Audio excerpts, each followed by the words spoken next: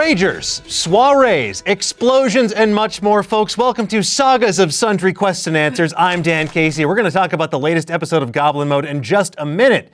But joining me, as always, I have my amazing cast.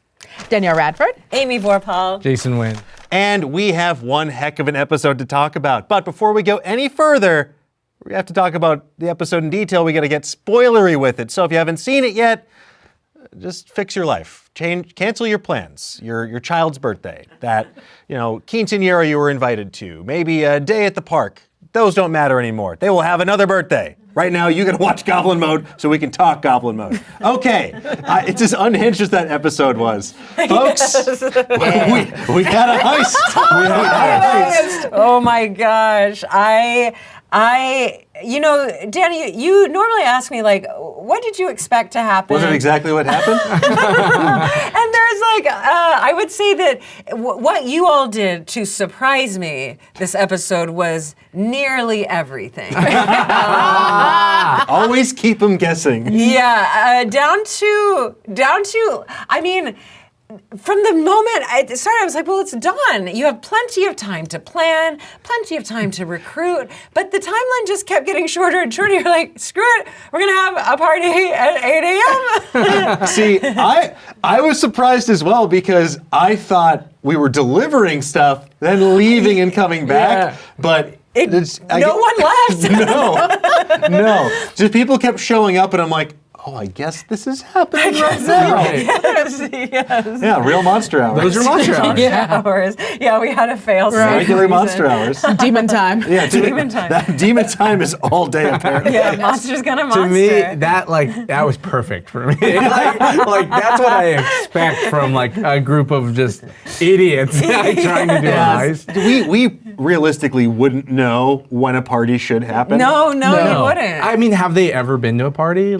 I think we've probably been to Unzug Day. Yeah. Well, and if you think about the logic of a it. dungeon, do oozes ever really sleep? Do they rest? I guess kobolds do, like humanoids do, but makes sense. We just kind of contemplate. We rest our weary bones. Yes. Yeah, so it started off with a few scenes where we talked to some characters who I promptly forgot how to do their voices. Oi! Oi! Which I don't regret at all. That is part of dungeon mastering for totally me. Is. And also, I didn't know that some of these were going to come back. Like you brought up the ogre, and it was like, oh, that guy who now... What a turn for Verg, who went from auctioneer to someone who really cares about the craft of acting, but has an incredibly fragile ego. So fragile. Yes, and we have Danielle to thank for that. What inspired you to bring back Verg and then also paint him in this way? It was literally just I remember friends of mine who did comedy and friends of mine who were actors being like, oh yeah, I'm going to take an auctioneering course because that's something that you can do. No. Yeah, I'm not kidding. That's something that you can do. Have you done it? I've never taken, I can talk really fast. I've thought about it. I can auctioneer. I can talk blindingly fast. If I won't do it now. I'll save it. Yeah. It's a party trick. But so that is a thing that I've known that people can do. Like there's a guy back home in Seattle who used to run this talk show, and he would also auctioneer. So that was that's a thing that's been in my head. So when you said auctioneer and we were like, well, we need someone to run a distraction and say that was my first thought, was like, oh, well, this person who is good at public speaking, maybe they also have an acting background.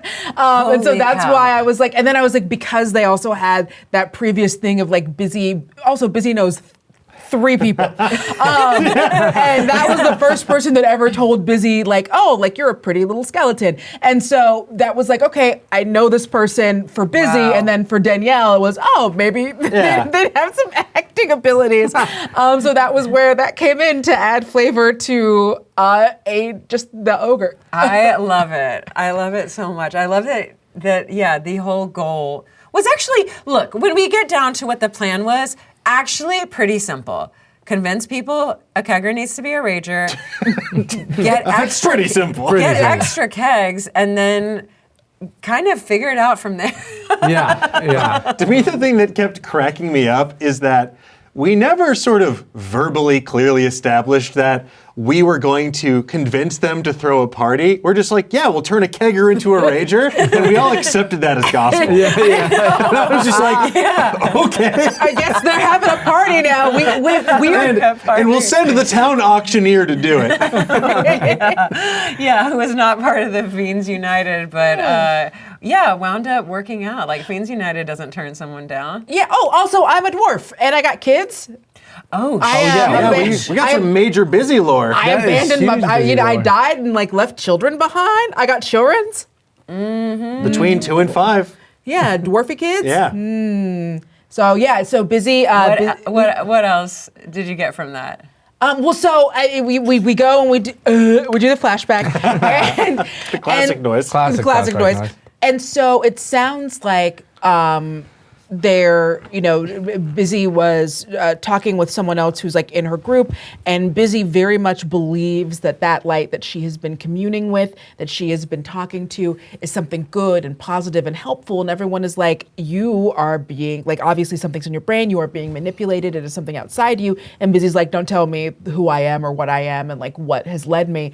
It sounds like it was probably Busy's partner, and Busy's partner is probably like, we've got all these children. Yeah, you're in a cult. Yeah, you're in a cult. Whose symbol is an eye on fire with a halo above it. Yeah. Really chill. It sounds, look, that sounds super chill to me. Like, that's what that sounds like to me.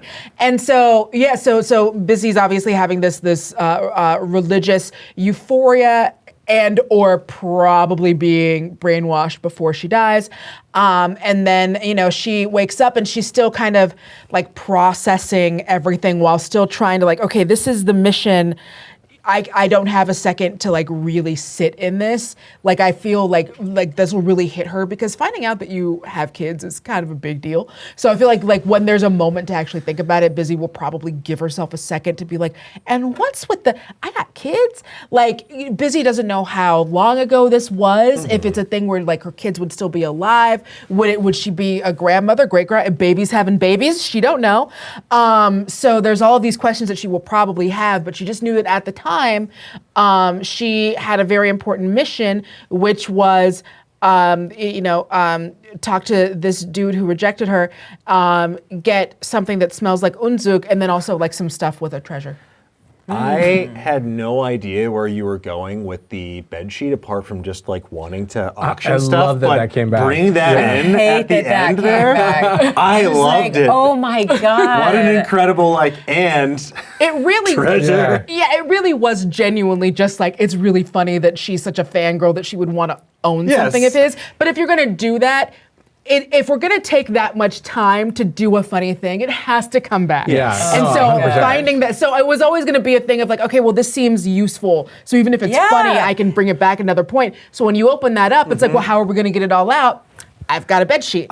I wasn't sure what was going to happen, so my plan was to lock myself inside the safe and read the documents in the meantime. But then I'm like, all right, our plans are going to change. Who knows what's going to happen? That was your backup plan? Oh my God. Well, my backup plan, because I was like, okay, I don't know if I'm supposed to open this safe.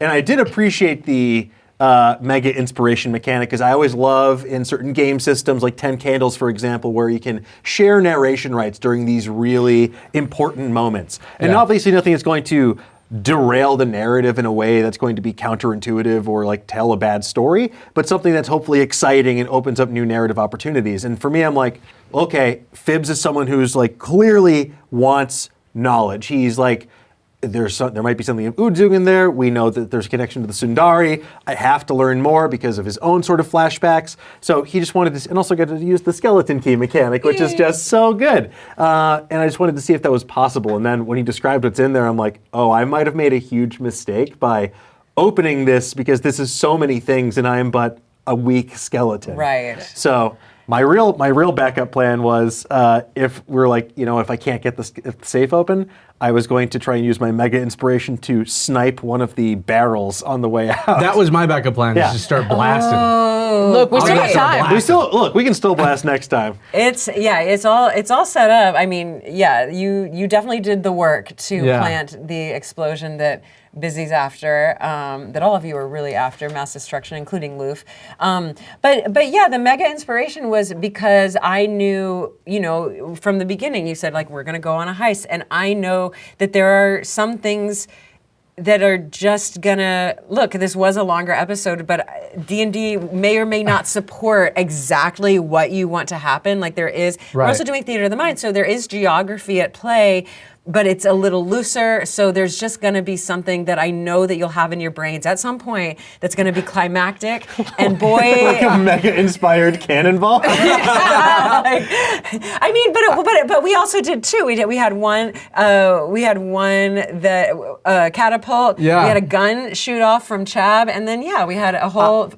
I almost body. love that this sort of heist is sort of like a proxy coming of age party for Tippy. Like I imagine this is his like a scene in American Pie. Like he's kind of becoming a man and like getting the party for the first time. Well, yeah, Tippy had that moment. Speaking of becoming a man, like where Busy's coaching him, kind of Cyrano. Great, yeah.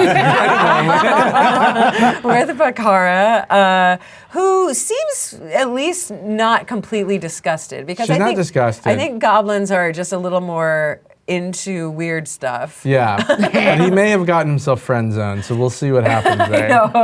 He did get a wet willy, which is not a good sign. Wait, that's not how you flirt? It was goblins. In goblin culture. In goblin goblin culture, yeah, when you're culture. going goblin mode. That was a funny moment too when you turned into a red. Into Rippy. Into Rippy, yeah. Hey. Because I would imagine like he doesn't know like what like he doesn't know like what would be the best thing to turn into. He's not confident enough, and so logically, the only thing he's confident in is himself right now. Yeah. And so he's going to just be red. Like that's the only thing that's going to change, really. Yeah. Tippy is confident in himself because he got that thing on him. He got that thing on him. He stays strapped. Yeah, he keep it on him. You know what I mean? I am fascinated. I am fascinated by the two skeletons that one. You gave up a finger on that first date. You were like, yeah, this is gonna work. They come off. And then two, that you did put some of your essence into that tablet. Oh yeah. I always was planning up on with breaking. that? Yeah, I was always planning on breaking that tablet. Okay. In hopes of getting my essence back. I was never, that was always like a tricksy thing. I was never like, or because my thinking behind that was go ahead and give up the essence. Either we can get it back with destruction, or if we at some point needed to use it for other like Fiends United subterfuge, we could be like, hey, like we're part of it. Like I gave up. Here's my card. Maybe we could also get like one of those real estate benches with our names on it or something. But so that was also my thinking is if it's just a tiny like little piece of essence, then maybe that Just a could little also help essence. us with other kind of. Okay, great. So I was also asking about like how do they scry? Because if it takes a lot of effort, but I guess they would probably expend that if we make off with their goods. But who knows? Who knows what's going to happen next knows episode? what's gonna happen? I broke them tablets. Okay. So Yeah. I don't know if that's still good. We'll have to see if they still have our essencers. It is unclear where they store the essence. Right. Yeah. Hellacious was Is there a little cloud, bit. maybe? He was a little vague on the technical I know. details. I do like the jokes and the metaphors about the internet basically. So with the big thing for me this episode was us finally getting to meet Kaya. Yeah. Because she is scary. Yeah, and you did. I want to remind you that you did fail a perception check that might have told you something else. Oh yeah. But she's frightening, and rightfully so. She seemed. The fact that she said, "This takes me back." Yep. When she first saw us, I was like, "Huh, I should ask about this." But then I failed my perception check, so I'm like, I shouldn't ask about this. Oh yeah. What? Just to meta a little bit. What are you thinking? I think that perhaps Kaya is a former dark empress herself of some sort, or she clearly has a connection to Unzug, or maybe she was undead herself at one point, and this is a glamour. I'm just curious. There's clearly something going on there. Like The big clue is that his staff is in the safe, Yeah. which he's supposed to have taken with him. Yeah. Which is one of the objects, right? That Theoretically, we're inferring that his staff is one of the 5 articles of the Sundari champions. right. Yeah, and that staff is the same staff, because we already know that the goblet that's in there is a counterfeit. Yes. So we don't even know if the staff that's in there, if that is another. Is it a like, counterfeit is or- another, yeah. Right. We don't know that. Is it bootleg or Yeah. is it the real deal? We got to read those documents. Yeah, is it a Louis or did they get that? Yeah. No, I bought it down the street. Yeah. Dollar cosplay. Yeah. Have you ever Windsor. been in like deep downtown LA? Yes. You know when to go in downtown LA where you, No where you too get much all your space between the letters. You know. Yeah, the stitching's not Yeah, right, you know. The Cobra on this one, like it turns to the left, but it normally like turns to the right. You have to look it up online to see. If it's Well, genuine. I know for me as a dungeon master, I'm going to just do my best to simplify how many freaking NPCs you encounter. I mean, props to you. That is a lot of lot of Oh, yes. We were trying to. I think we were trying our best to make sure you didn't just have to have extended conversations with yourself. You but did great. It's inevitable in a situation no, like that. no knocks at all. You all did great, and it is just one of those moments where it's like, for a home game, fine, like we do what Right. we do, and then for a show, it's kind of like, oh wait, no, this matters, and it does matter, and it should matter, and my brain's breaking, and I just can't remember. But yeah, that was really delightful. That we got some, like we spent a little while in Nackbrecken now, so Yeah. we've gotten Second some, home. Well, we'll see how long it's going to be our home based on everything we've just done. Yes. Yeah, because we've got to cross Perp Worm Yes. to get back to the airship. We've got to get out of the palatial Tudor style mayor's house. Yes. We did also open ourselves up to magical surveillance from Kaya and the Fiends United Union. And we also haven't made it out yet, and there's displacer beasts about, so we have to... Among other monsters, yeah. well, it's the ones who are guarding the safe I'm talking Absolutely, about. yes. I hope that they are enjoying the light show. Hopefully Yes. that'll be was so funny. That was amazing.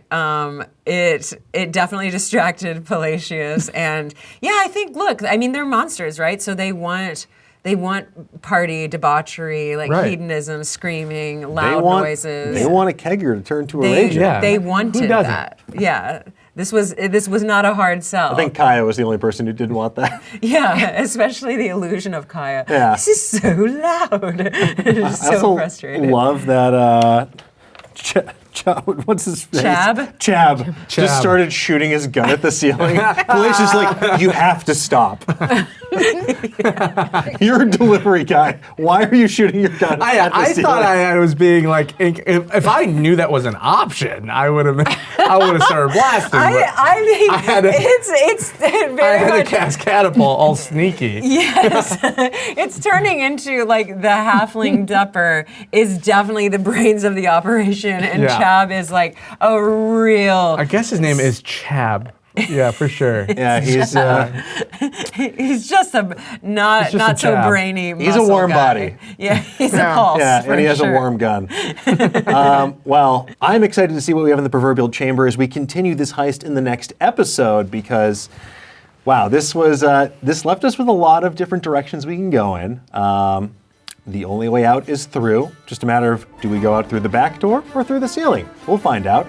And you can find out as well on a brand new episode of Sagas of Sundry Goblin Mode, available on Geek Sundry and wherever fine podcasts are served. Thank you so much for tuning in, and we'll see you next time.